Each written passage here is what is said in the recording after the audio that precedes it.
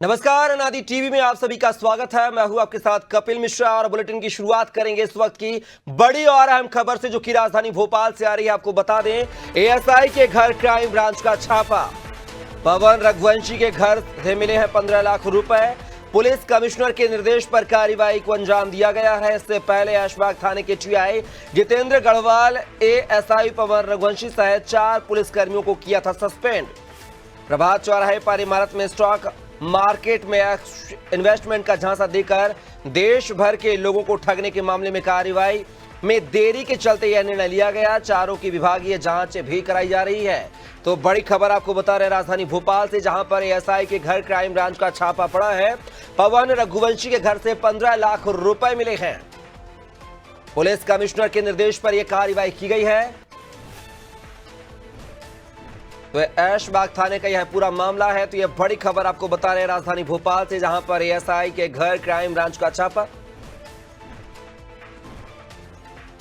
पवन रघुवंशी के घर से मिले थे 15 लाख रुपए। पुलिस कमिश्नर के निर्देश पर कार्रवाई हुई है।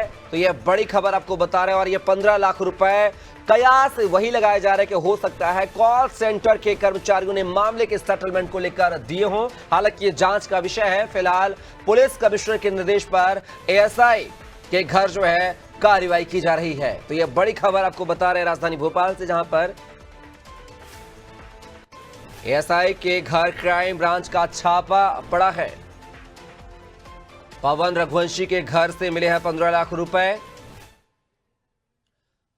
और इस खबर पर ज्यादा जानकारी के साथ न्यूज रूम से जो है विवेक माफी चाहेंगे ब्रजेश रघुवंशी, जो कि ब्यूरो हेड हमारे साथ जुड़ गए हैं लाइव। ब्रजेश जी, बात की जाए, प्रभात चौराहे में कॉल सेंटर की शुरुआत की जाती है, जहां पर लोगों को इन्वेस्टमेंट कराने के लिए प्रलोभन दिए जाते हैं। उस पूरे मामले को लेकर जो है गिरफ्तारियां होती हैं, थाना प्रभारी पे कार्रवाई होती है। और अब खबर यह आ रही है कि एएसआई के घर से 15 लाख रुपए भी बरामद हुए हैं। आखिर क्या कुछ जानकारी इस खबर से जुड़ी हुई? निश्चित तौर पर पवन रघुवंशी जो एएसआई है, पहले ही उनको सस्पेंड कर दिया गया था। पवन रघुवंशी के खिलाफ पहले भी शिकायतें थी। पिछले जिस समय उनकी पोस्टिंग थी दूसरे थाने में, उसी के पड़ोस के थाने में, तब भी शिकायतें मिली थी, वहाँ से हटाया गया था।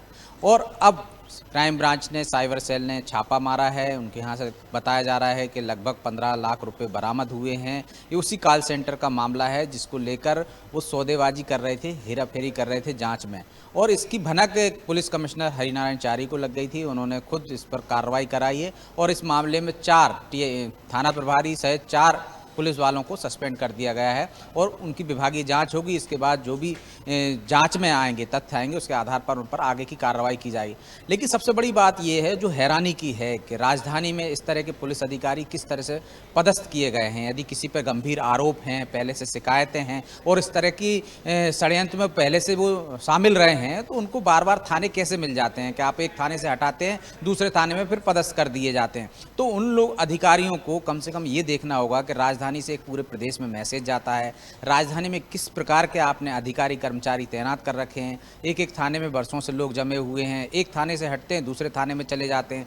कई पुलिस वालों पर और अधिकारियों पर गंभीर शिकायतें हैं, जिनकी शिकायतें पहुंचती हैं, जिन पर गंभीर आरोप हैं। इसके बावजूद उनको हटा दिया जाता है, कुछ समय पुलिस लाइन में रखते हैं, उसके बाद दूसरे थाना उन्हें पदस्थ कर दिया जाता है। ये मिलीभगत किसके इशारे पर हो रही, किससे मिलीभगत है, कौन इन लोगों को संरक्षण दे रहा है? इस पर पुलिस कमिश्नर को, डीजीपी को संज्ञान में लेना चाहिए, ध्यान देना चाहिए कि राजधानी में किस तरह के अधिकारियों को पदस्थ किया जा रहा है। यदि इस तरह के अधिकारी और भी पदस्थ हैं जो कि पुलिस विभाग को बदनामी कर रहे हैं, तो उनको राजधानी से हटाया जाना चाहिए। या साफ सुथरी छवि वाले ईमानदार अधिकारियों को पदस्थ किया जाना चाहिए, ताकि पुलिस की एक छवि में जो गिरावट आ रही है उसमें एक सुधार हो सके। जैसा कि हम देख रहे हैं कि डीजीपी ईमानदार हैं और वो इस तरह के अधिकारियों को एक तरह से सख्त कार्रवाई के निर्देश दे चुके हैं पहले भी। और तमाम प्रदेश से सूची मंगाई गई है, सभी एसपी से मंगाई गई, कौन ज़्यादा समय से पदस्थ है उनके, एक ही जिले में, एक ही थाने में लंबे समय से पदस्थ अधिकारियों की सूची इसी आधार पर मांगी गई है। क्योंकि इस तरह की शिकायतें बहुत हैं और इन शिकायतों पर कार्रवाई कम होती है। लेकिन इस मामले में हम देख रहे हैं कि पुलिस ने तत्परता दिखाई है और अपने ही विभाग के एएसआई पर, जिस पर लगातार शिकायतें थी, उस पर छापा मारा है और उस पर आगे की कार्रवाई की जाएगी। इससे पुलिस की गंभीरता भी पता चलती है कि यदि कोई पुलिस विभाग का ही व्यक्ति है, अधिकारी स्तर का है और इस पर गंभीर शिकायतें हैं, तो उसकी जांच की जा रही है, उस पर छापे मारे जा रहे हैं। इससे स्पष्ट संदेश है बाकी के अधिकारियों कर्मचारियों के लिए कि वो कोई भी होगा बचेगा नहीं। कपिल। अब ब्रजेश जी जैसे बात की जाए पूरे कॉल सेंटर के जो सरगना है अफजल सहित 9 आरोपियों को पहले ही गिरफ्तार कर लिया गया है। क्या माना जाए ये जो कार्रवाई की गई है उनसे पूछताछ के बाद जो कार्रवाई की गई है, और हो सकता है कि आगे और भी बड़ी मछलियां इस पूरे गैंग में शामिल हों?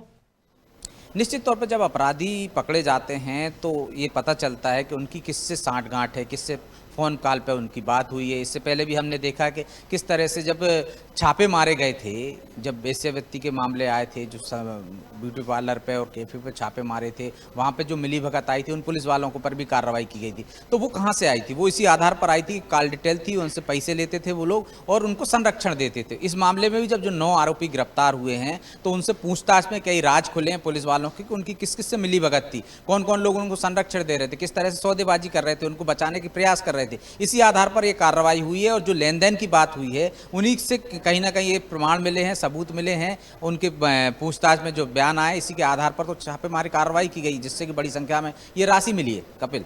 अब ब्रजेश जी एक बड़ा सवाल और है कि मध्य प्रदेश की राजधानी भोपाल में इतना बड़ा जो है फर्जी कॉल सेंटर संचालित हो रहा था, जहां पर लोगों को ठगी का शिकार किया जा रहा था। तमाम प्रकार के दावे जो है ये अधिकारी कर्मचारी करते हैं, पुलिस महकमा करता है, आईटी थानों का निर्माण होता है जहां पर साइबर सेल से संबंधित मामले दर्ज होते हैं। इस राजधानी में मुख्यमंत्री से लेकर तमाम मंत्रियों के बंगले हैं, अधिकारी कर्मचारी हैं, आईएएस पीसीएस अधिकारी हैं। उसके बावजूद भी प्रभात जैसे मैन चौराहे पर इतना बड़ा जो है रैकेट संचालित किया जा रहा था। आखिर ये बड़ी लापरवाही नहीं है पुलिस विभाग के लिए? निश्चित तौर पर यदि कोई शिकायत आती है तब जाके पुलिस को पता चलता है। बहुत सारे कॉल सेंटर चल रहे हैं, बहुत सारी कंपनियां हैं, राजधानी होने के नाते आबादी बड़ी है और जब तक कोई शिकायत नहीं मिलती तो पता नहीं चलता। ये भी कॉल सेंटर का ही मामला ऐसा है कि जब पुलिस की मिली भगत है, यदि पहले शिकायत आई होगी जिसको दबा दिया गया था, जिससे वजह से पुलिस वाले उन पर अड़ी डाल रहे थे, इस कारण ये मामला पहले खुलासा नहीं हो पाया, बाद में खुलासा हुआ है। तो कहीं ना कहीं ये पुलिस की संरक्षण रहता है। निश्चित तौर पर पुलिस जिम्मेदार है, यदि उनके क्षेत्र में कुछ हो रहा है, चाहे जुआ सट्टा की बात हो, चाहे कोई भी अवैध काम हो, तो वो संबंधित बीट प्रभारी क्या देख रहा है, वो बीट में जा नहीं रहा है क्या, तो जो थाने प्रभारी से लेकर सुपरविजन अधिकारी है वो क्या देख रहे हैं, वो किस तरह की सूचना है, उनको सूचना तंत्र किस तरह फैल हो गया है, ये भी उस तरह के स्पष्ट होता है इससे। और पुलिस को अपना सूचना तंत्र मजबूत करना चाहिए, अधिकारियों को खास करके। यदि उनकी कहीं थाने में मिलीभगत चल रही निचले स्टाफ से, बीट के जो कर्मचारी अधिकारी हैं उनकी मिलीभगत से कहीं कोई अवैध काम हो रहा है, तो उन तक वो सूचना पहुंच सके और उस पर कार्रवाई हो सके। तो कहीं ना कहीं ये पुलिस की लापरवाही नजर आती है और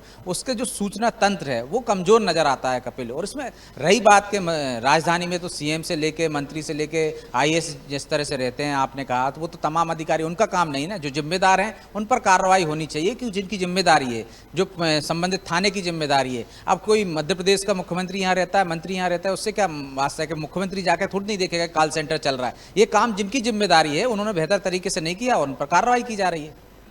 बिल्कुल ब्रजेश जी, कहीं ना कहीं जिस खाके की जिम्मेदारी सुरक्षा व्यवस्था को दुरुस्त करना होता है, प्रदेश की व्यवस्था को दुरुस्त करना, शांति व्यवस्था को दुरुस्त करना होता है, और उसी वर्दी पर कहीं ना कहीं इस मामले में जो है दागदार जो दाग लगते हुए नजर आ रहे हैं। फिलहाल के बहुत बहुत शुक्रिया तमाम जानकारी साझा करने के लिए।